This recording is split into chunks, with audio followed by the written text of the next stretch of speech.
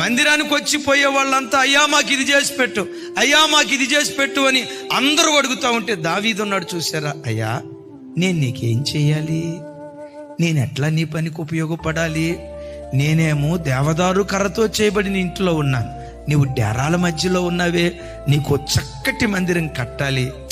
ఆ మాట అంటే దేవుడు ఆ మాట విని అబ్బురు పడిపోయి ఉంటాడు.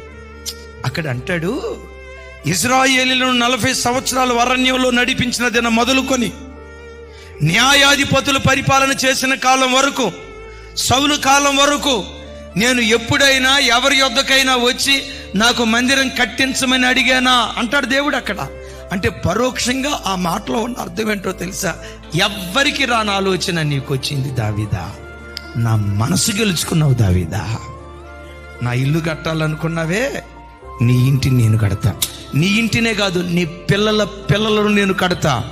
భూమి ఆకాశాలు నిలిచి ఉన్నంత కాలం యెరూషలేము నిలిచి ఉంటుంది. యెరూషలేములో నీ సింహాసనం నిలిచి ఉంటుంది. ఆ సింహాసనం మీద నీ పిల్లలు రాజులుగా ఉండి పరిపాలన